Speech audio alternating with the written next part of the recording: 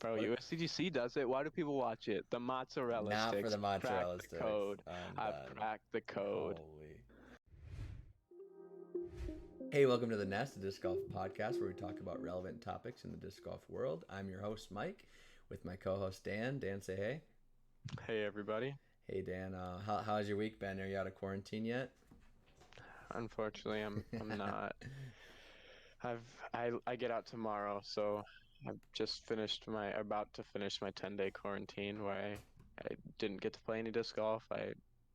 Unfortunately didn't choose to watch any either. So Well, we'll get into that. We have a lot of topics, and Dan giving away his opinions early. But the first thing is the match play event, Disc Golf Pro Tour, sponsored by Discmania, which we had talked about maybe being a conspiracy, giving Eagle a very long bomber golf course, but it didn't matter because Calvin took it down. Calvin beat Eagle in the finals.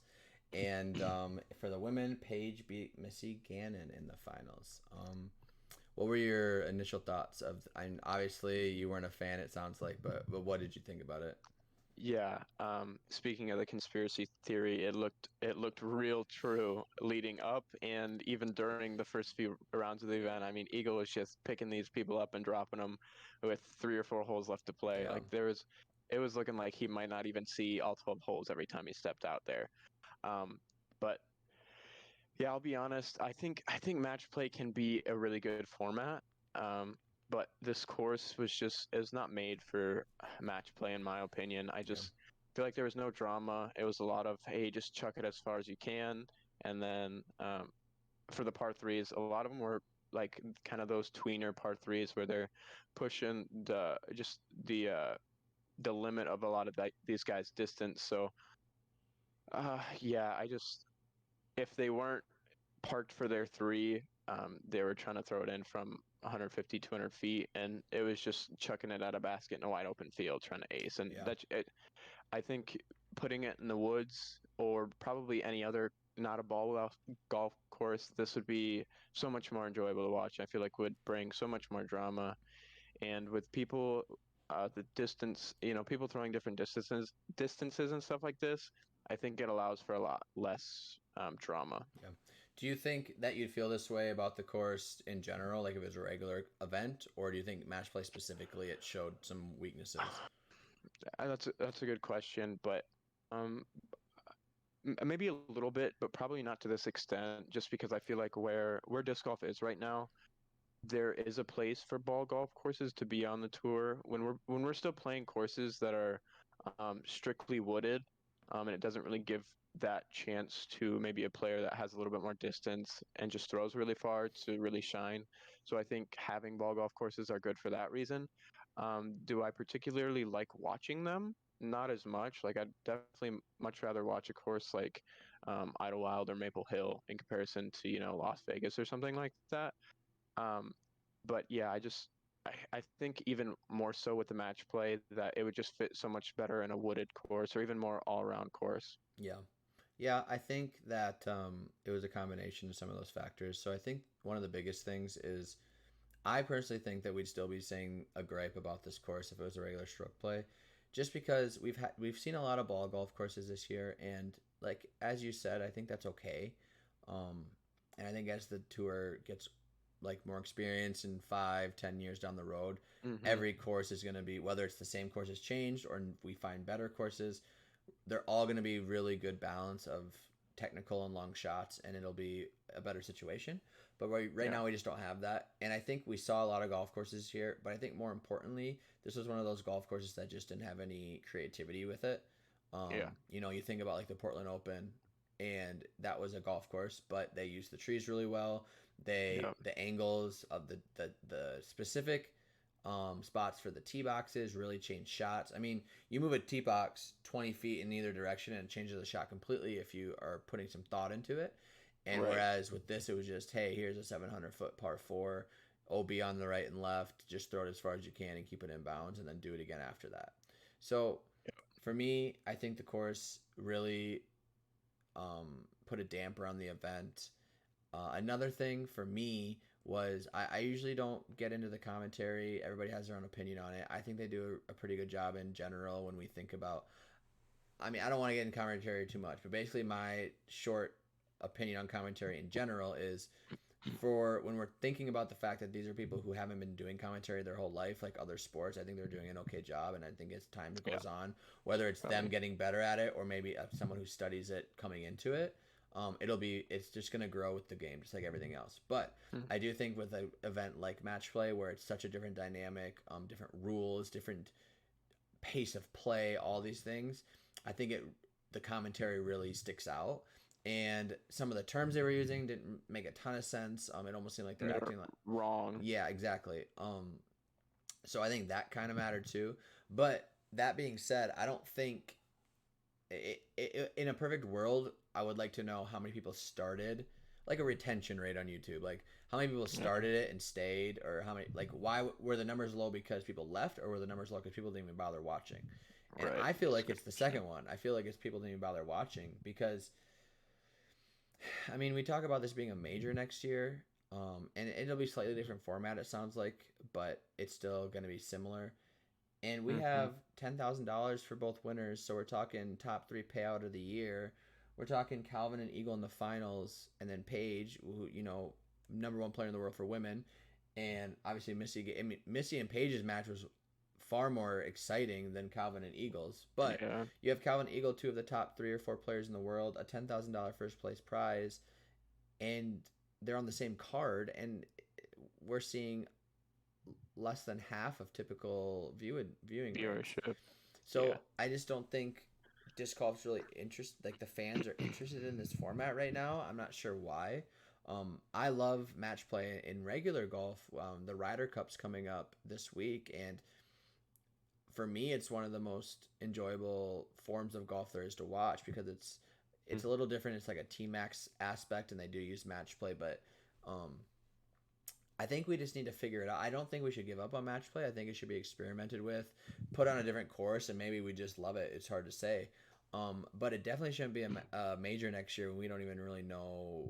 I mean, it's still so young. Like, we don't really know what works best for match play. They played 12 holes. Are they going to do that in the major? Like, a lot of things just don't make a ton of sense right now. My overall takeaway on it was unique and like kind of cool to watch, but in terms of percent of the event, I watched probably the least I've watched all year, if I'm gonna be honest. So I don't know. And that showed with everyone else too, right? So with just the numbers. Other than that, I mean, Calvin, there was never a doubt in the finals. I mean, he birdied, I think, 8 of the first 10 holes. He had control the entire time. There was really never a doubt he was going to win that match. And, we had talked about it earlier, not on camera. What do we, do you think Calvin sees this as a win? It'd be interesting to see how he feels about it. And Paige too, I mean, it's hard to get any read on Calvin, so the interview didn't help. Paige was pretty excited about her, it seemed like. But yeah, I mean, Calvin just took it to Eagle, really, and I don't think Eagle really played bad. He had a couple silly mistakes, but Calvin just match play fit him really well, I think. As far as the women, Paige and Missy had a great match. It was down to the end. Missy really gave it to Paige. I was really impressed and surprised by Missy's performance for the whole weekend, and particularly against Paige. And it came down to the last hole, and it's not a surprise to see Paige in the finals and winning it, but for me, it was a little bit of a surprise to see Missy that far. So props to Missy. And that close, and even the final round with Paige. Definitely. I mean, Paige missed a 20-footer really late that kept it going and kept it close. And Paige talked about it after. She was upfront about it. She's like, I was nervous. This is a lot of money we're playing for, especially compared to usual. And she was happy about it. She said, keep giving us a lot of money on the line, and you're going to see good disc golf. And I think we did, but props to both the winners. Like I said, I think it's something to explore. To call the major next year, to me, is just laughable. But that's all I really have to say on it. I agree. Yeah. Do you have anything else you want to add on the match play? Yeah, I mean, I think it would be a good question to see where they would rank that in terms of like win. And I know Yeah, Calvin's kind of got the short end of the stick this year, being the co-champion at Ledgestone. And if you ask him, he probably doesn't feel super good about that. yeah, And now this, which I mean, 10K is 10K, and I'm sure they're extremely happy about that. But I can't imagine him putting that up there with like a DGPT win or even like a national tour for win. sure. Do Um, you? so That's kind of there's something I wanted to ask your opinion on. So we're not going to do the top 10 this week because there was nothing that was a sanctioned regular event to change anything. But in terms of at the end of the year when we look at players' seasons and we'll have some debates on here about who had better years head to head and stuff. Would you consider this as part of it? Would you be like, well, it's really close and Calvin won the match play, so or is this just not relevant for you? it's it, I don't want to say it's not relevant because it is, and I do think Calvin came out, put balled out and earned his money, but for some reason in my mind it almost feels very similar to the All-Star event that Mm, happened at the beginning of the year where they kind of just threw some weird wonky layout, nine-hole layout at um, Fountain Hills for them to play. And I don't know if it's just because it's non-sanctioned or what it is, but something about it just kind of has that kind of this is just a show kind of vibe, and they're right. out there to put on a show and Interesting. come home with some money. Hmm. But I'd be curious to hear the players comment about it because their opinions are probably the opinions that matter the most. Like Yeah, the within that. viewership Yeah. speaks for itself. Um, I mean, if they took feedback from the fans, they'd hear about it. It wasn't their most favorite event, so talking to the players and getting that feedback, and probably people like Calvin Eagle, people that were in it, and Paige hear their feedback would be very interesting. And I actually have no idea what they'd say if they said, "Man, this feels like the best win I've had all year," or Right. "Nah, like this was just me messing around Yeah. throwing some discs for the weekend." Well, I think I agree, and I think one thing the PDGA, if they're set on it being a major next year, a match play type major, they should talk to all the players in it and Mm, ask them, because they didn't ask to make it a major, so at least ask them their takeaways, what they think should be different. Did it feel serious? If it didn't, why? I think that would be important because at the end of the day, if you don't have players wanting to be an event or feeling, the same way they would feel in a normal event, which, I'm curious, like, did you feel like by watching that, they were taking it as serious as a normal event? What's the intensity there? Do you feel like, I definitely feel like they took it serious and had intensity. Having the press conference right before, I was a little curious because they were all throwing some shots at each yeah, other. I mean, Calvin came at Chris's throat quite a few times, and um, Nico, and it Nico wasn't just players that literally, you would. Nico literally went to Gavin's throat a couple of times. Yeah, he like fake choked him out. That was funny, but you know, I wasn't sure. And even players you don't expect to, really talk trash. I mean, Emerson, Ricky kind of button heads a little bit, just having some fun, but I really wasn't sure what to expect, you watch some of these skins match and they really say some stuff and it's so enjoyable to watch. It's so funny.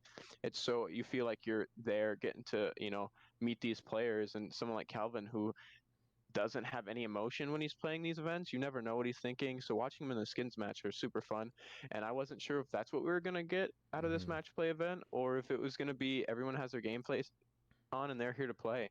But from what it looked like to me, there wasn't much talk. And someone like Kevin Jones, who's very if you've ever watched him in person, he doesn't stop moving. Like even when the cameras aren't on him, he's jumping up and down, doing handstands.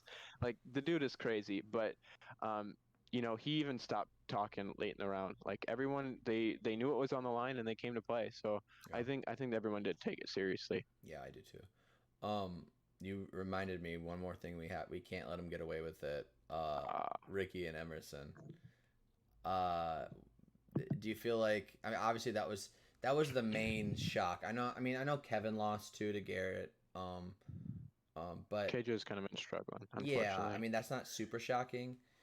No. I was surprised definitely, but Mm. although seeing the cores, I mean don't Garrett get me, was so yeah, like far. Kevin throws far obviously, but I mean long open course that's Garrett all over it. But Yeah. anyway, do you feel like Ricky played poorly? Do you feel like Emerson just played the round of his life combination? For me, um, I feel like Ricky made some kind of silly mistakes, and we kind of saw that flaw of being a little inaccurate on those longer shots that kind of bit him a little bit, especially late in the Mm-hmm. round.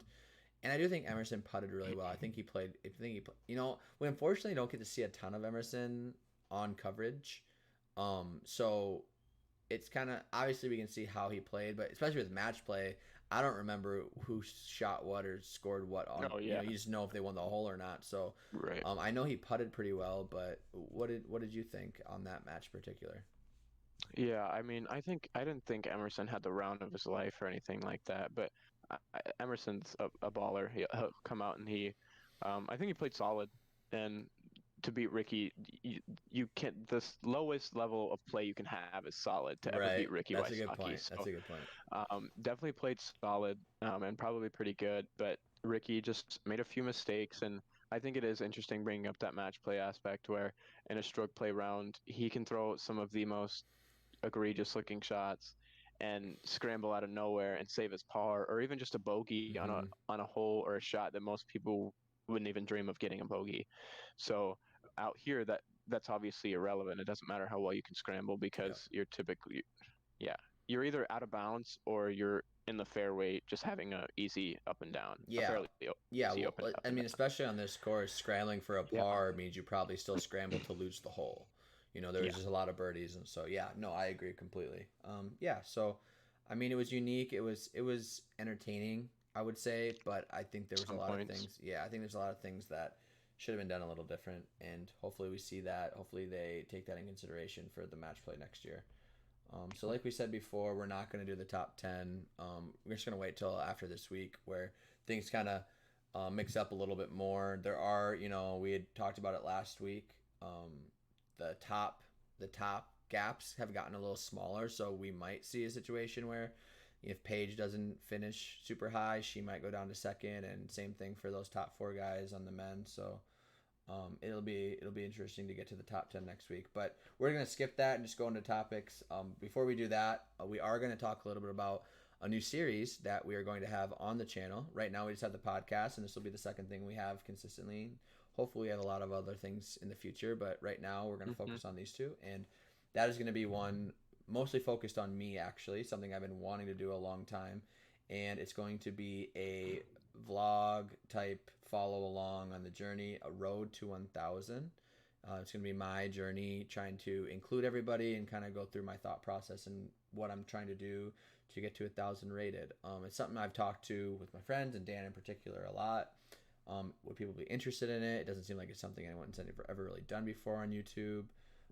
And yeah, so I decided that I am going to try to do it. And my kind of thought process is, and Dan's going to give me a little pushback here, but I think the percent of disc golfers that could be 1,000 rated is pretty high. I think that if you have somewhat of athletic ability and the desire to get better and structured practice and some discipline, I think there's a ton of people that could get to that or around that. Certainly a lot higher than they currently are.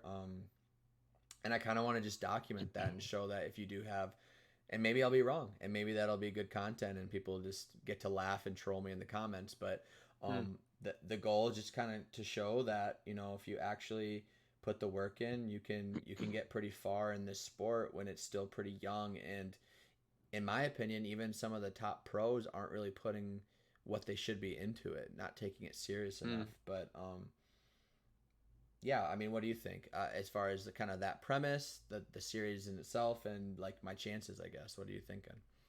Yeah, I mean, I think this is a great idea. And when Mike approached me with this idea, I mean, I thought this was a great idea, and I hope this is something he can be super disciplined on because it is a question that I've been curious about. Obviously, I've been injured for the past quite a few months, unfortunately, but I think this is, I can be a pretty strong player in this sport, but I don't know where that ceiling is. I don't know if that's, I'll be 1020, 1050, or, I'll hit 950 and that'll be the end of it. I really don't know. And we won't know that for a few years, obviously, but Mike's been experienced a little bit longer than I have, played a little bit longer. And I mean, he has a really solid athletic background. I'm not going to speak too much for him, but he did play some college baseball. Um, So it's a good question to know where, the ceiling is for that. As for, a generalization with everybody, do I think everyone can be 1,000 rated with some work and discipline? No, I don't think so. I think, like Mike said, I think people can be a lot better than they are.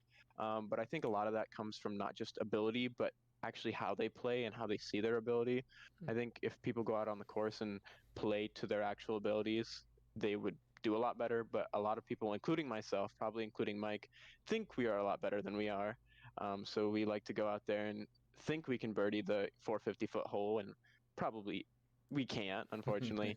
So um, for everybody, I think if I had to put a number on it, I think the ceiling would probably be right around like a 950, maybe probably a little higher, 960 for everybody. Even if you're throwing 300, 350 feet, you could probably hit 960, especially if you're selective about your There's events. gonna be people that strongly disagree with you with what you just said there. 350 being it because there's gonna be people in the chat or in the comments that can throw that far and they're only 900 rated and Well, they're thinking there's no way that's you got to throw farther. I bet they probably putt less than 85% in C1X, and unfortunately, probably a lot lower than 85%. Yeah. They're probably not the best scramblers.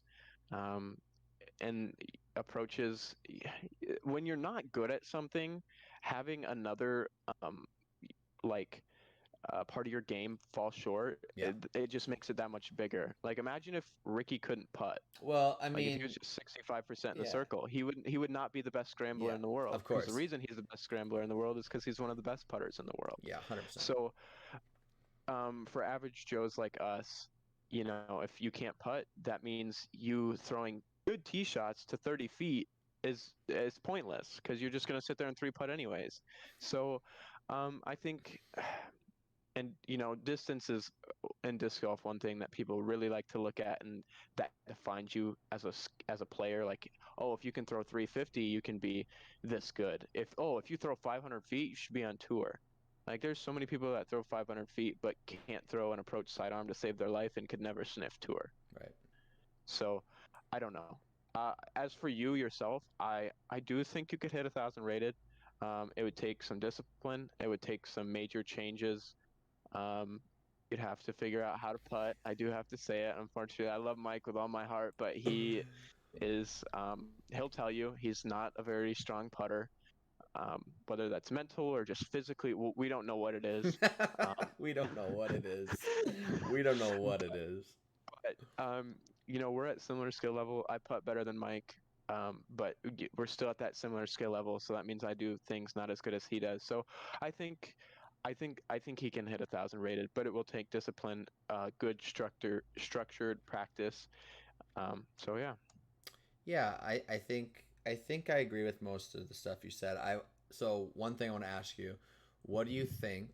This is too super broad, but it's just a talking point. What do you think to get to 1,000 rated, a person would have to be able to like throw a golf line, like distance, Hmm. like, A and the reason I'm thousand rated. asking, yeah, the reason I'm asking that is like, if someone became just top of the line approaching, putting, everything, but they could only throw X feet. Where's that limiting factor? And we'll never know. Like you said, it's super broad, but Yeah. I'd like to think right around that like 380, 400 range where, and granted, if you're throwing this far, you would need to be very good at putting approach. You'd have to Yeah. be pretty much automatic from 200 and in, Well, and whether that's the sidearm, problem is, backhand. yeah, the problem is if you're maxing it the 400 feet, it would need to be on a dime.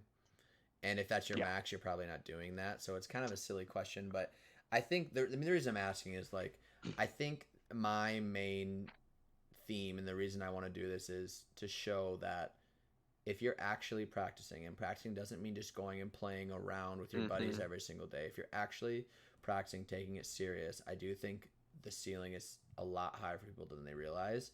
And I think the ceiling for some pro players is higher than they realize. And I'm not going to name names, and maybe we can talk about it later, but there's pros that we hear about that stay out till 4 a.m. the night before a disc golf pro tour event and show up at the course 20 minutes before their tee time, if that. If or that. and it's just, and that's fine, and they're it's working enough for them to still be on tour right now. But as the game gets better, as younger players take it more seriously, as we learn more about the game, that just isn't gonna work. And I definitely don't want to hear you in your press conference tell us how much you want to be a world champion and how you deserve that. So yeah, go ahead. Yeah. Yeah, no. I, I'm excited. I think for me, kind of what the first few videos will be. The first video is just gonna kind of be like the pilot of, me just sitting down, kind of just trying to talk, explain it, my thoughts, get a little bit more in depth with it, and then I think the first steps is just try to get a baseline of some measurable skills, distances, percent within, like, 200 feet, how often you get inside the circle, things that you can measure. Putting, obviously, really easy to measure. And then Hmm. just kind of focus on things as they come up. And, it'll be the off season. And I live in South Dakota, so snow, super cold. Gonna have to get kind of creative with some stuff Hmm. outside, or, figure it out. But that's just all gonna be part of it. Um, and like working out and things like that. So I'm excited. I think it's something, like I said, no one's really done, and I think it's going to be fun to do.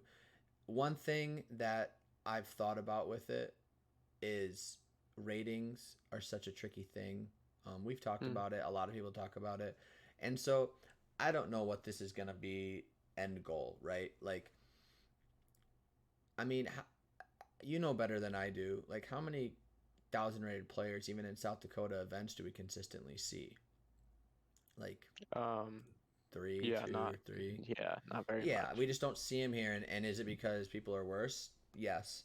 But No. also, ratings just don't seem to pan out as well here in events when there's no one 1,000 rated. Like, that's just kind of the reality of it.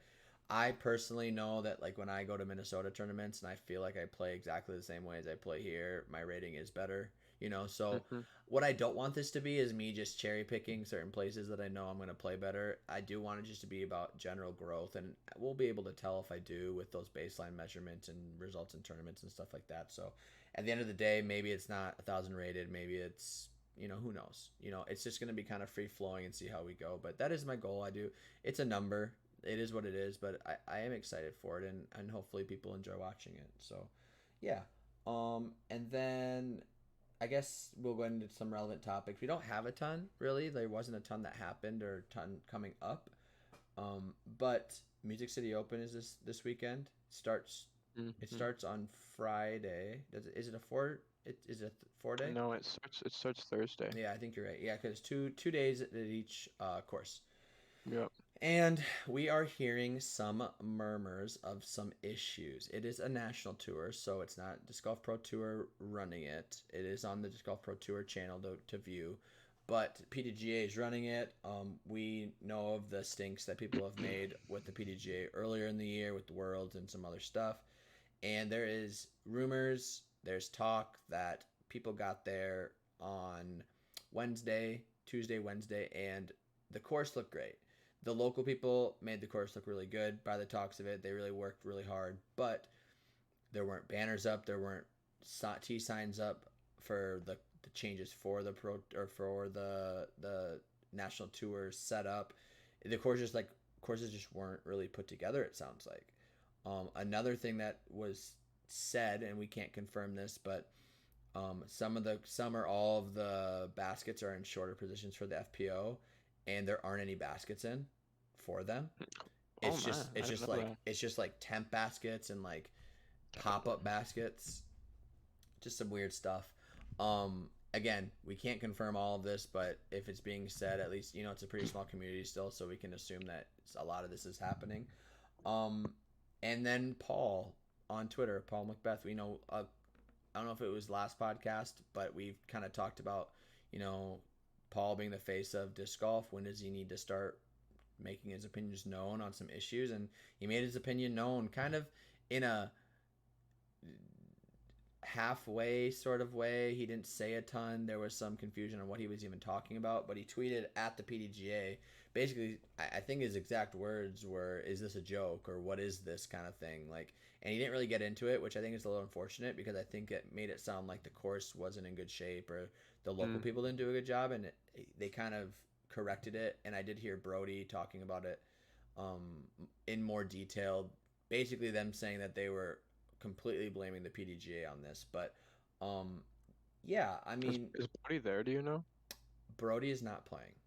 He's Okay. not playing. No, I saw someone ask why he wasn't playing, and he said that he just moved. Right. Like that's why he wasn't playing. His next event, as far as I know, is USDGC. USDGC. Yeah. Yep. So Okay. that'll be his not his first event back because he did play last weekend at Bedford. Um, Hmm. but yeah, and then you mentioned to me about Paul's interview. Like, what were your thoughts so far and on everything for this event? Yeah, so Paul, they have their press conference that they do every day or every week before the event. The day before, and they asked Paul, what you got out and played a practice round, what do you think? And the first course, Cedar Hill, which last year I believe they only played this course, so it's just Cedar Hill. And basically, Paul said it's pretty much exactly what he said is it's short. None of the lines are like interesting. Like they're all lines we know how to throw. There's lines we're expected to throw. Like there's 18 birdies on this course, and we'll see. I mean, he said scores will probably be like 15 down, probably average 12, Mm-hmm. which is not something you see and probably shouldn't be seeing. Um, and then the Mill Ridge course, which is I think this is probably the first year it's been installed, so it is relatively new. And I have a direct quote from Paul McBeth that calls it a big old pasture. So I don't know if any of you guys have played on a course that have been kind of in that pasture vibe, or especially a fresh one, but it is the worst experience ever. I've played on one; it's horrible. It's so bad. The grass that you play on is so like hard, and it's horrible. And basically, Paul brought up some of those things where like you can tell that this hasn't been a course for a while, and not that anyone did anything wrong when they were putting together. It's just a fresh course and a not so good because they're in Nashville, I believe. So Mm-hmm. Tennessee, I mean, you have a rough idea of what Tennessee looks like. Um, Well, he mentioned, just to kind of touch on what you said, I don't think that course, the big old pasture, I don't think that's ever had an event on it before.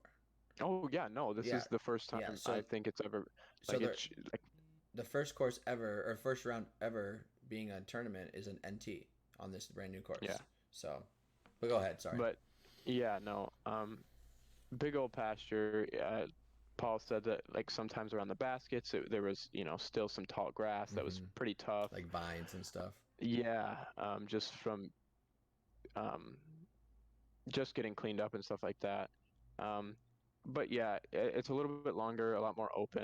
Um, so when you think of that, you typically think really long, but Alden Harris even said in his interview, it's not that long. Like Mm-hmm. you just got to throw your shots, put it in the landing zones, and yeah, scores won't be quite as low there. I heard Rick say anywhere from like 7, 8 down, depending on the wind. Um, Paul did say it got windy during his practice round. It was a little bit harder to keep it in bounds, keep it in the lines. But I mean, the one takeaway from the interview was Paul just seemed so unenthused by Mm-hmm. the course. Yeah. And I that probably has something to do with the PDGA not doing what they should to set up the course properly. But the courses itself just don't seem like they should be a national tour. Like they're not up to standard, and not that the club or the area has anything to do with that. I mean, they did what they did with the course, and I think Paul even said something about Cedar Hill not even being in the toughest layout. Like Right. some of the holes are in shorter positions than they offer, which that's weird in and of itself. But Paul just didn't seem very enthused that the courses, or these were the courses they were playing for an NT, and this is probably the reason why I think it was just a silver series last year, Hmm. and there wasn't as much of a turnout. And Alden Harris ended up winning it last year, which is a name probably a lot of people don't even know.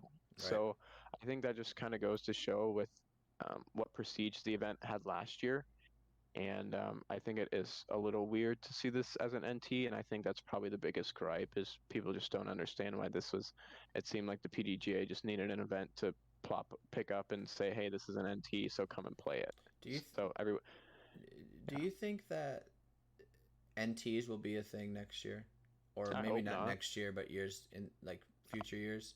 I hope not. Because the thing that I'm struggling with right now is if they aren't, it kind of seems like they're not going to be at some point. Maybe it's not next year, maybe it's not the year after, maybe there's a transition. But with Disc Golf Pro Tour covering them and like kind of halfway being a part of it, sort of not really with coverage and stuff, it seems like they're making that transition.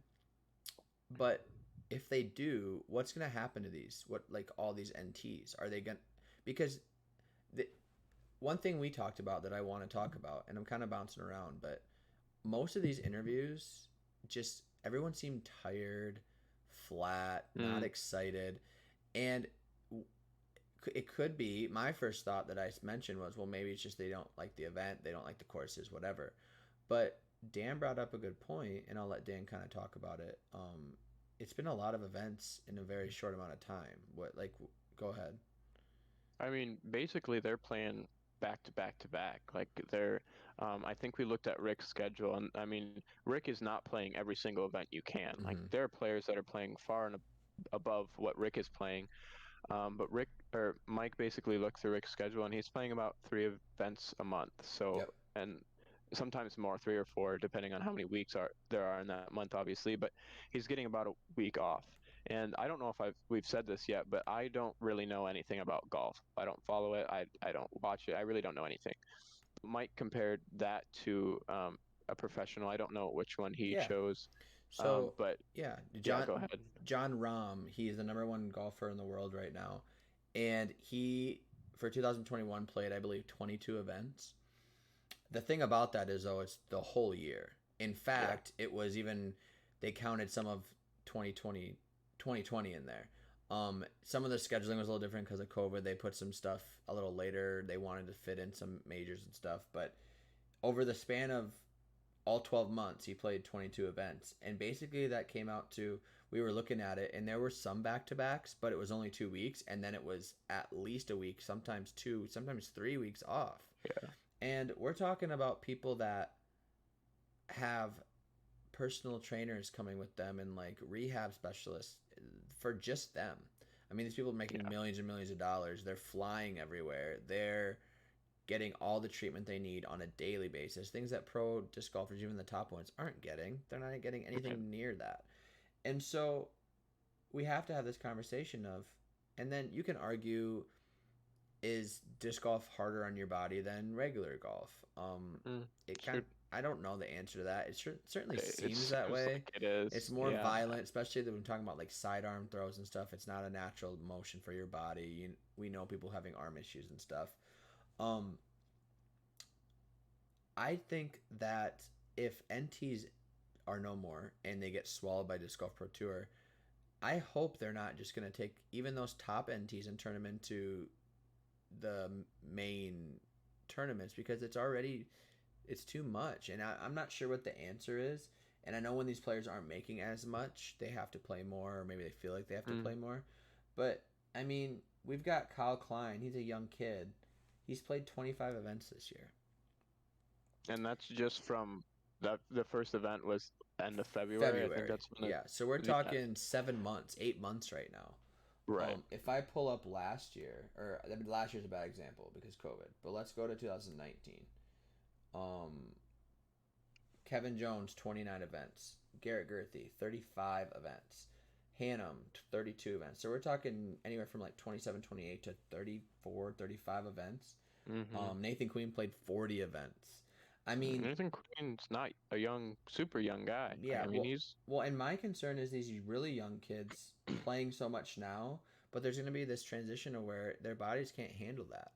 mm, And I just don't know what the longevity and the sustainability is of playing this many events and as many practice rounds as they're playing and all these extra throws that they're yeah, playing.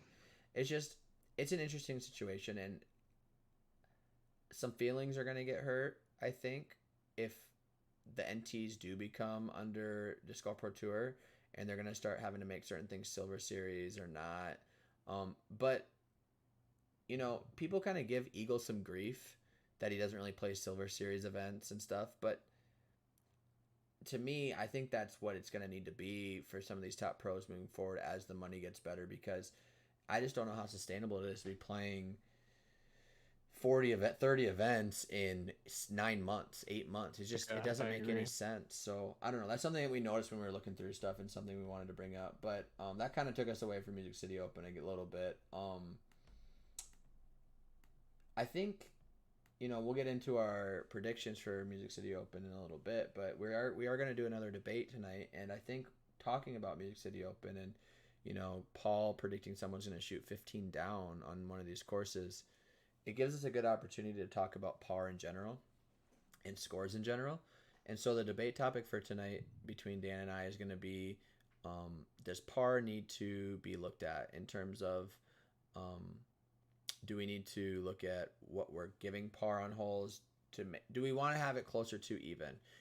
Talking about golf again, do we want someone shooting 15 down in a professional golf event? That's just it's never happened. And there's going to be multiple people that might do it this weekend for disc golf. So, you talk about golf. In golf, there's ranges, but even to 6-7 under is like what you're seeing on a regular basis. And if someone shoots, they talk about people breaking 60, which would be like 12 under. I mean, I think it's Tiger Woods has never broke 60 or shot 60 in an event. That's we're talking crazy. about the best golfer of all time.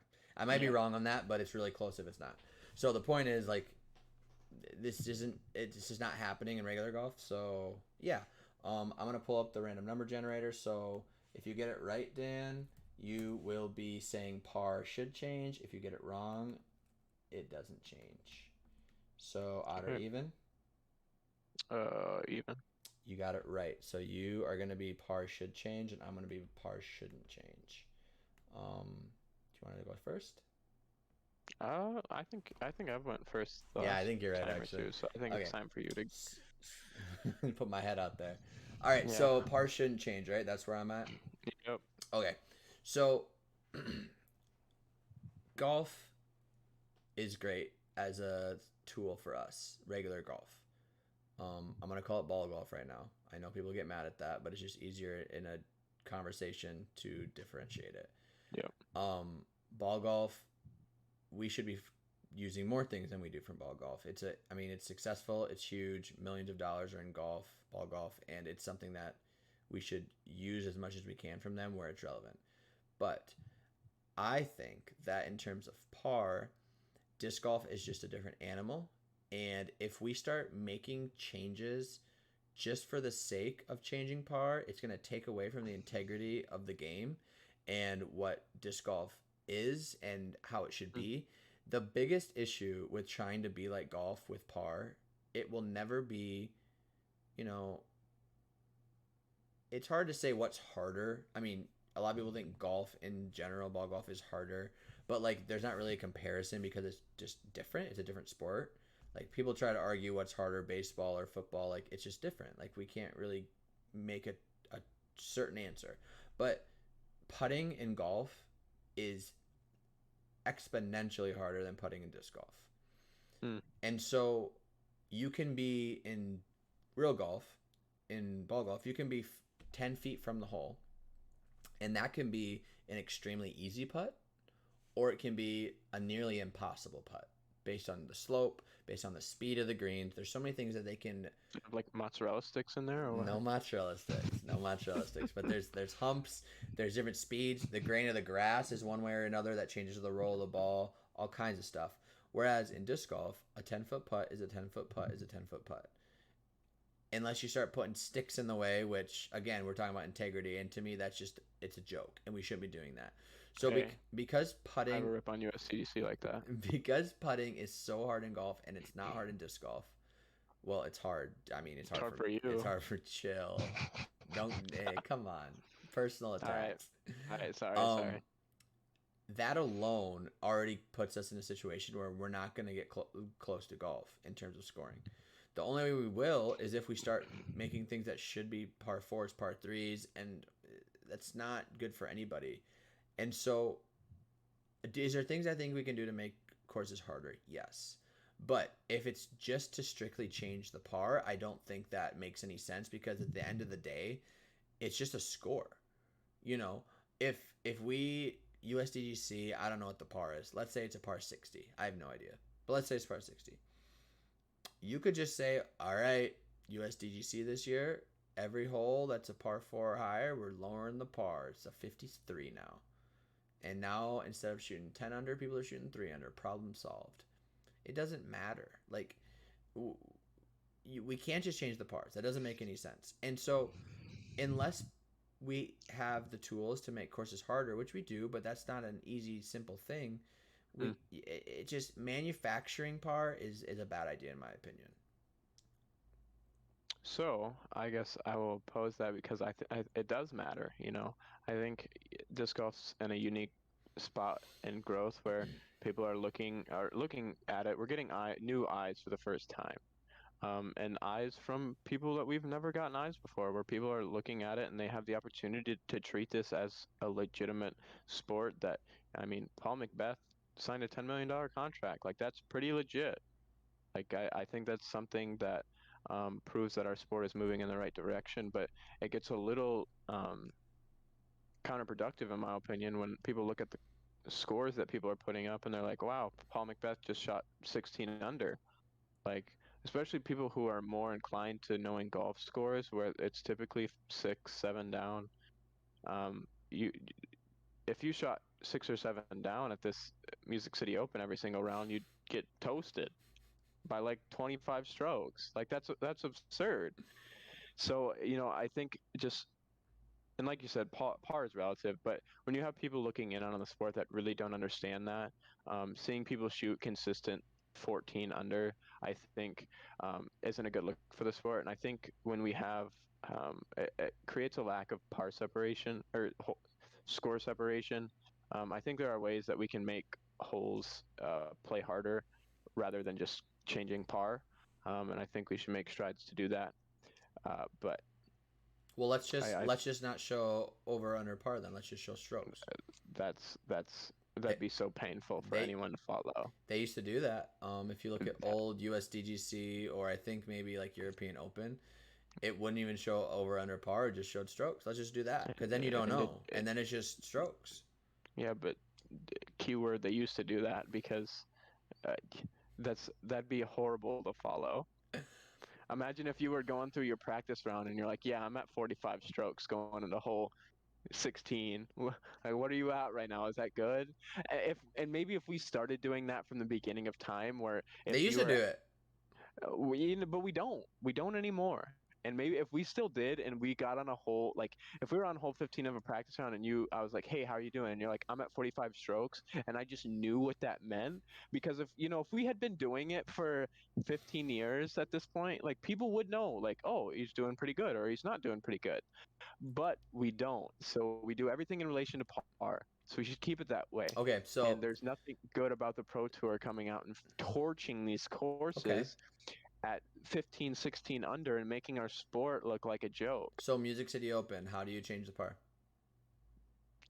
Make it put par twos out there. No, don't do that.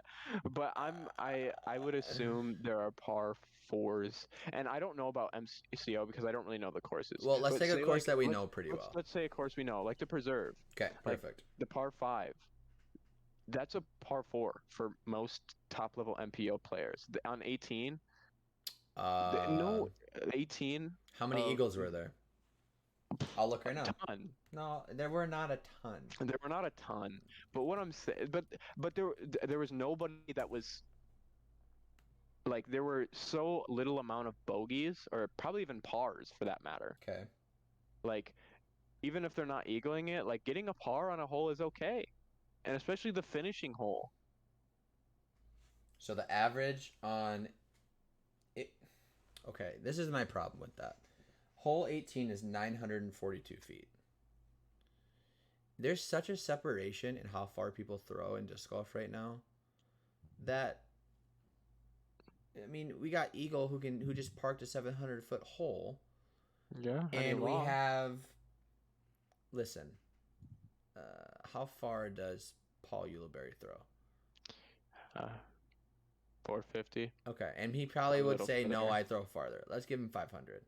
Okay, let's give him 500. That's a stretch, but Well, sure. whatever. It can Sure, be sure, sure, whoever. sure, sure. Of So we're course. talking 200-foot distance, which now we're talking two throws. That's 400 feet different separation between two people. Okay, so just to say, oh, I mean, it's a par four. Like Eagle can reach it. To me, I mean, the final round there was only 3 eagles. There was No, 1,000 birdies, but I mean, yeah, do we need to that's my switch? point. Do we need to switch? 3 eagles is okay. In golf, there's holes that only 3 people get eagles. Yeah, but my point is, and I'll throw back even 2019, the year Nico won. He eagled it. Like Nico doesn't throw a mile. Like I think there are more holes that we default to saying, well, oh yeah, well Eagle can eagle it because he throws a mile. Garrett Gerthy can eagle it because he throws so far. But there's some holes I think we need to be content with. Hey, if you throw two really good shots, good distance shots, you should be rewarded with a birdie. And if you can't do that, you're just gonna have to par. Like there's so little amount of holes on tour where like a top level player is like, man, I really just need to get my par on this hole. And I'm Right. guessing, I don't know for sure, but I'm guessing that happens in golf, Mm-hmm. where someone steps up and they're like, yeah, I just need to par this hole, Yeah. I and I mean, don't I don't need birdie. there's holes that like par is like birdie. Like most people bogey the hole. Like that happens. And we have a few holes like that in disc golf, but not enough where we have way too many holes that where something similar to that of 18 on the preserve where you just have too many people able to get eagles. Um, So and I'm gonna pull up just to give an idea. Yeah. and I think Okay. we've So if it was a par four, it was like if it was a par four, about half the field would have taken bogey or worse. And that So and that's all right on the finishing hole. right, Especially when everyone else shot 15 under that round. right. Yeah. I mean, Which, I just think that we're we can't rush it. Like we're having hard enough mm, time finding good enough courses. Like we just complained about the match play tournament, right? So right. I don't think it's as easy in most. You gave one hole, but I don't like. We have courses still. Like in golf, courses have like 3 or 4 par threes, and that's it. Okay, so we don't have courses like that right now. Like, can you name a course that only has 5 par threes? Like I can't. No. And so you can't make those any like you can make them harder, but if you could make them harder, they would have already by now probably at a lot of these disc golf pro tour Well, events. that's I don't know if that's true, but Well, I don't know because it's just it's just a different game, and I think it's okay that the scoring's different. You know, it's not. It's the one place where I don't think we should compare because you can be 5 feet from the hole. You can be 40 feet from the hole in golf, and have like I'm in trouble like with some slopes, with some hills, with some like tree in the way and stuff like that. Whereas in disc golf's just easier. It just is. If your ball is behind a tree in golf, you have to punch it out. If a disc is behind a tree, you can just straddle around and now you have an open lane. Like there's just so many things that are easier in disc golf that doesn't happen in golf that I think it's going to be too forced to try to change too much at once. And if you want to say "Look, we need to progressively make courses harder, then I'm okay with that. And this is a part of the debate where like I think we kind of just put common sense into. But like one big difference in golf, that disc golf that I've noticed lately, I've been actually playing a lot of golf lately, is there's a lot of situations where you have to make the decision on am I going to hit driver to the narrowest part of the fairway where there's water on one side and OB on the other side and take that chance, or am I going to lay up with an iron or a mid-range or a fairway and make it so I can't reach the hole in 2 shots. You know, there's par fives where if I hit driver and then a 4 iron, I can make the green. But the problem is if I hit driver my first shot, there's a very, very, very good chance that I go out of bounds. So I end up hitting 5 iron off the tee, and now I just gave up a chance on my eagle. That doesn't really happen a lot in disc golf. There's not a lot of shots like that. It's just how far can you throw it and then try to get as close as you can on your second shot. if they started incorporating more stuff like that, where there's a water carry that's 500 feet, and if you don't want to go for it, then lay up to 300 and then throw over, and now you're laying 2. Then I'm okay with those, but But you just said that people like Eagle McMahon are like you saw at Waco, like it used to be a par four. They made it a par three. Like we should be doing that more. I just think changing something from a par 4 to a par 3 isn't a good solution, because if you have a 540 foot par 4, like that's not a 3. That's not a par 3 should be something where you have an opportunity to get it in the circle on your first shot. And who People do have an Yeah, whoa, but whoa, whoa, whoa, who whoa, whoa, who whoa. four If, people? I think you're like, and I after this, I mean, we're probably so far in the debate that we can probably just talk about where we actually stand on it. But this, like Waco, I think hole 18 at Waco is like a 530-foot water carry, and it used to be a par four. And you had, granted, you know, Simon Lizotte threw a putter on it. Okay, You have half the, but are you but you have half the field then laying up because they just like they can't do that. Like okay? they couldn't even get a driver across the water. But to me, that's a just a bad hole at that point. Why? Do you think it's? Do you think it makes sense to have a par 3 that people actually have to lay up? Do you think that? Yeah, I think that's dumb. I think that's bad I golf. don't. Do people do that in golf? No, never, never. That's not a thing. Not professionally. Well, okay. Because a Well, par 3 at the most, like there's some like ridiculous par 3s that are like 240 feet or something, but they wouldn't have a water carry. Like par 3s are just, you can reach them, and that's just, and some people have to hit a wood, and some people hit a 6-iron, on a hole, but they can all reach it. There's no laying up on par 3s. well, But something.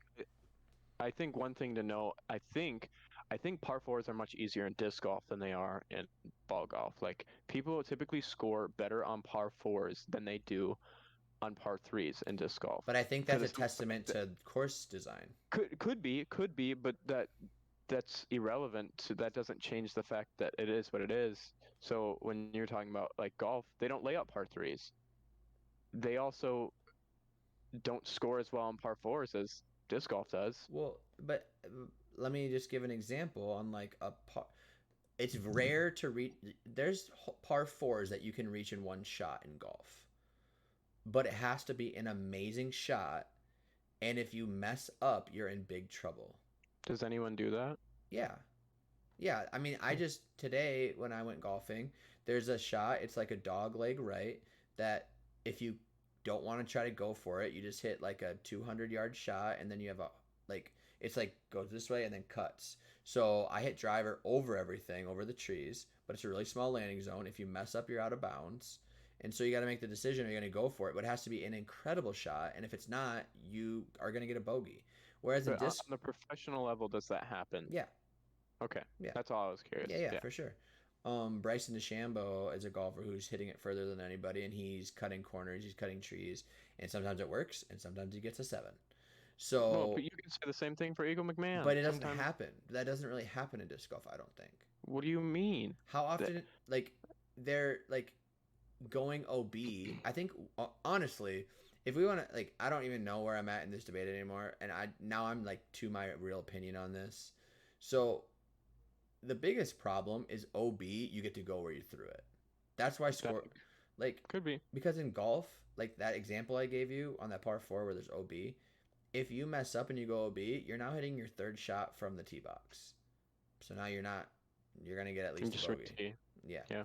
Whereas in disc golf, if Eagle McMahon goes for a 600-foot par 4 and there's OB 30 feet to the left of the basket, he now has a birdie putt from 30 feet away. Like, Yeah. like that's a, And that shouldn't be happening. and that's a big problem too. Like if it was stroke and distance, I think. But people see, like, do people like stroke and distance in disc golf? It doesn't seem like they do, because people always complain Well, about it. I don't think they've ever really had to do it, and we've Well, it's USDGC is stroke and distance.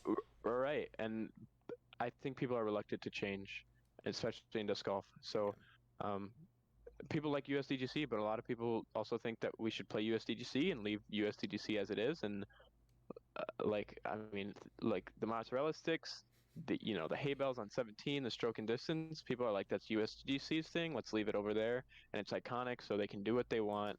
But definitely don't bring that over here. Right, but what's the most exciting and most anticipated and best tournament of the year? USDGC. Why?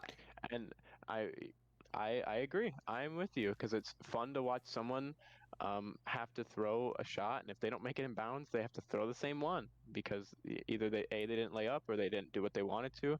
And getting to my real opinion on the subject, I think I'm in a place where I do think I'd like to see some changes where we aren't just seeing people torch the course. And when I say that, I'm talking like 16, 17 down. Like that's absurd.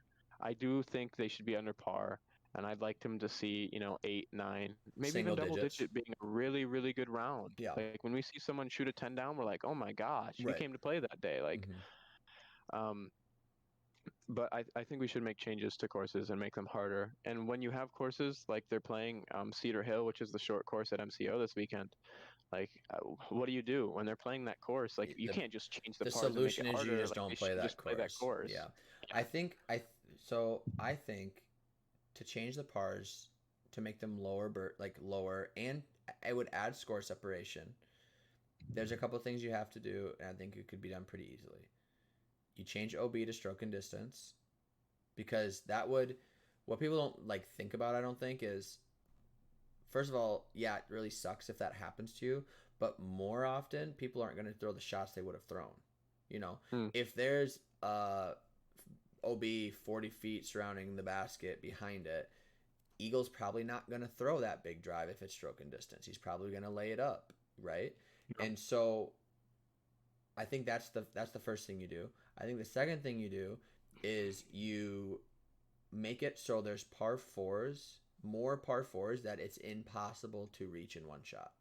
Just impossible. I've Right. gotten golf and there's a par four that's 440 feet or 440 yards rather, and it's impossible. You Yeah. can't reach it. You just can't. And in disc golf, what they're going to need to do is either have strategic shots placed where you can't, or like I don't remember what hole it is, but USDGC where the first shot is basically just, I don't know, 300 400 feet straight, and then it It's the completely first. just curves around. Do you know what I'm talking about? They I think so. sometimes they can throw like a sidearm that skips into that little gap, but then Oh, they yeah, like go that's hole two. backwards. Well, I they think it's hole change the two too. holes all the time. So, but Oh, basically, you okay. can't Well, reach it. You just can't. There's like a yep, I know what you're Mando. talking about. There's a Yep. Mando that you can maybe reach on your first shot, but definitely your second shot. That prevents you from going to the hole. And Eh, it's kind of in that wedge of trees. Yeah, exactly. Yeah, I And think it's hole two. But people just have to anyways, decide if they don't. Some people are like, oh, adding Mandos makes it not natural, this and that. Well, if you want things to be natural, people are going to shoot 15 under. That's just the way it is. Or you're gonna have par fours be 1,000 feet. You can't have it both ways. hmm. So I think there's things that can be done. I also don't think it's a huge deal. I, what percent of people are gonna not watch because for the first time it's people 12 under? They might think it's Uh, awesome. They might be like, holy could be. cow, like Could be. So I don't know. I don't know that it's a huge deal. I would like to see scores lower if it means more score separation, but it's I don't know. I don't know what the right answer is. I think the right It is answer, all in relation to par. So yeah, I do think at the end of the day, we just need to evolve our courses and make them more difficult and more I unique agree. and not just wide open. And I think that'll just come with time. So I want mozzarella sticks on every single hole. no matcha sticks, please, please. Bro, What? USCGC does it. Why do people watch it? The mozzarella Not for sticks. the I've cracked mozzarella the sticks. code. I'm I've done. cracked the code. Holy. Okay, so Designing Albatross's first course with mozzarella mozzarella on sticks on every half hole. the holes. Oh my gosh. All right, so wrapping things up, we're gonna give our picks for the Music City Open. I have it pulled up here. Pretty much everyone's there. Except Eagle. You're right. Eagle's not going, is he? I think he made it a point, and we didn't really talk about this, but I think he did make it a point this year to just not play the NTs, partly because I think he just does want the break, but also partly to um, kind of take a Worlds. stand to the PDGA and Yeah, some of the problems. for sure. Um, Paige, one thing we didn't talk about that I wanted to. Paige had made it kind of clear that she was kind of boycotting NTs after Worlds and everything. Well, it wasn't after Worlds. It was because of the women's U.S. U.S. women's. women's, yeah. Yeah. But to our surprise, in her interview after winning the match play, she announces she had just a couple days before that signed up for Music City Open. And she said, she goes, well, I saw I was 5 points behind Katrina on the Player of the Year, so I wanted to give her a run for her money. I didn't want her just to have it. Quite the boycott page. Yeah, so to me, that just kind of okay. So first of all, how that looks to my opinion, if you're gonna boycott, you have to, because now it's just the PDGA can just be like, well, it just goes to show at the end of the day, it doesn't matter what happens. These players are gonna play our events. You're gonna be here when it comes down to it because it's important to you. Mm-hmm. But backing up further than that, I don't boycott events. Make your fuss and say what you think is wrong. I shouldn't say fuss, because I think she has some very real and I agree. She's definitely in the right. Like, yeah, I agree. Yeah, for sure. Especially the way that they kind of treated her in like some of those interviews without her, with the board member and stuff like that. It was just a weird situation. But just talk about it, because to me, kind of complaining and saying what they did wrong and then going and winning their event and taking money, I mean, that seems better than to put your foot halfway out the door, not make money, not play in these events, not win Player of the Year, like, and then be put in a position where you're like, oh man, I need to go, so I guess I'll just have to play. And number one, how does she sign up for a national tour a week and a half before it happens? I didn't even think about that. Well, with FPO, I don't know that it ever really fills. I mean, maybe it didn't fill, but I think that's just, how is that even happening? Like, I feel like registration has to close, and maybe she did finagle her way in there. I don't know, but yeah, it's hard to say. Wouldn't that be something if the PDGA was like, oh, sorry, it's closed, Paige Pierce. But that's just my opinion. Like, I know that she had probably good intentions and she thought it would change things, but is it gonna change anything? Like, maybe, but to me, you can be just as vocal. Talk when you win the tournament and they have to interview you. Talk about it. Like, say how poorly things were ran. Yeah, I mean, really, I think that's more of a shock to the system, and I think that would change more than just not being there. Especially since, 5 years from now, when we go back and look at stuff and look at Player of the Year, look at who won tournaments, they're not going to be like, oh, Paige didn't go to this event and this event. They're just like, oh, Paige didn't win Player of the Year. Yeah. If that happens, and so to me, I think it just makes more sense to be vocal and to go to them and then make your point known, because if you're not there, you can't. But anyway, I don't know. I thought that was something interesting. Eagle's not there. For the guys, we can just sit here and say our favorites are Ricky, Paul, Calvin. Also, I don't see Calvin on this list either. Are you? Yeah, and no, Calvin's not playing. In his interview, he said this next thing was USDGC, so Calvin's not there either. So their top guys there, we're going Ricky, Paul, Chris, and Matty O are the top 4. I don't think Matty O is playing either. I remember him saying he might play, might not. He's still in the lineup.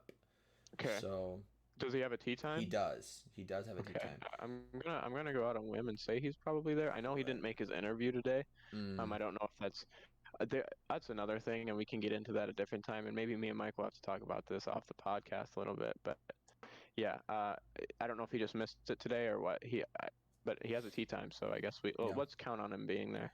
For sure. The feature card is Ricky, Harper Thompson, Albert Tam, and Alden Harris. So, got an Estonia boy in the Vino's here. Vino's also coming. Which that you took my fire. That's my guy to watch this week. Baller. If you guys don't know who that is, I recommend. He's one of the smoothest form. Got one of the coolest putts, and that's what over in Europe. That's what disc golf looks like. And there's a lot more of people just like him. When you see him play, he's on the second card or second feature card, however you want to say it, for the first round. He's on Jomez. Yep. So don't, which is awesome. I'm glad he is. Yeah. Don't be like, oh, this guy is just unique. No, they all look like this over there. That's all. That's their style. Yep. They're so fun to watch. And this is gonna be. I'm really happy that he's here, because It's gonna give us a little sneak peek more than we've seen for the men of Mm-hmm. what we can expect from Europeans. So I hope he has a great event. I do If too. Matty O plays, I think he's gonna be someone that does really well. And Yeah, I agree. my other person that I want to watch is Chris Dickerson. Okay. He's finally down um, in some trees like he likes, and I don't know how he's gonna do in the. Although It's not quite as long. Paul And claims Paul claims that Chris throws farther farther than than him. the and Kyle Klein, he said. So Yeah. maybe that could have been a debate. I don't know how we would have debated that, but No, we but wouldn't. yeah, But no. Those are my guys I want to watch. Do you have anybody else that you think is could potentially do something? gotta shout out my boy James. I feel like he's played pretty well last few events. I think he could come out and do really well at this course. And I'll be honest, I'm very much against the Paul McBeth picks, but I think he's going to do really well this weekend. And I think he said his putt has really turned the corner. He thinks. I know we've heard it before, but something just made me feel like it was real this time. And I think it would be cool if he went out and took a dub and then got on the interview and said how crappy, not how crappy the event was, but a lot of the problems, and used that stage how we think it would probably be more productive. So, Exactly. Yeah, Paul, James, and I'll probably Matteo. I love Matteo. So, he's awesome. yeah. I don't think it's this is probably the one year that picking Paul isn't overplayed just because it's been wrong pretty much every time. Like he Well, just it's hasn't still really annoying won to it. hear it. Yeah, I know. But and then for the women, we have pages there. And really, I personally am more excited for the women than the men this week because I want to see the Paige Katrina battle for Player of the Year because it comes down to this tournament. It's true. Um, Paige obviously played well enough to win the match play, so she's playing well right now. Katrina knows what's on the line. She obviously has a clutch gene if you watched her in Worlds. Yep, So this is true. I'm not gonna forget about anybody else. I think it's kind of a cop out pick right now, but I think Missy might play really well. Just she's kind of Cool. got a little heat streak going, and she could do well. And I'm it didn't really work for me last week, but I'm gonna say Kona has a good tournament this week. I'm gonna say No, Kona figure. sorry. Who do you have? No, I mean I love Kona. She's awesome. But uh, Paige, Cat, you have your typical players. I do think Miss Gannon could do really well. Personally, I don't think she will, but she could. But I'm just gonna throw out Valerie Manahano. She's playing this, so the Manahano sisters are here. So I think Valerie's gonna do well. I think she'll do well at Cedar Hill, and then hopefully she can just you know s- stay up to pace at Mill Ridge. I don't know what that course looks like for the FPO, and I really do hope the FPO gets treated properly because I know, like you said, you brought up, we don't know if it's true or not, but how the course wasn't even set up for them. Um, I hope it's done correctly, and I hope they get proper baskets in, and I hope the event runs smooth for them. So Yeah, I don't know what they plan on doing if that is the case. If they're just gonna sprint after the last card for men and change all the baskets each I hole. I I don't know I don't know. Who because knows? they have to have them in the ground, like they have to be sleeved Yeah, in. yeah. Well, it sounded like they had sleeves, but they just have to move the basket. Is they have one basket there for I don't know. Maybe true, maybe not, but I'm sure we'll hear about it. My thing Yeah. is, I was kind of surprised that if that is the case, that Paige hasn't said anything about it. Maybe she's just fed up with the PDGA and she's not even bothering saying anything about stuff. But if she Well, got there and there was no baskets in, I would imagine we would have heard something. it's funny you say that. I don't think she had a press conference Oh, interview, did she not? which was the national tour, which is ran by the PDGA. So I'm assuming they probably picked that. Was she not even scheduled for one on the Nope. like the list? Interesting. Nope. Interesting. So Well, we'll see. We'll see as the week plays out. storylines are But good for disc golf. this is true. I would like them to be more positive in general, but we'll see. We'll see how it plays out. We'll see what happens. Yeah, and I think that's all we got for this week. Thanks for tuning in, and we will see you next week to talk about this event and USDGC. See you guys. See you guys. Peace.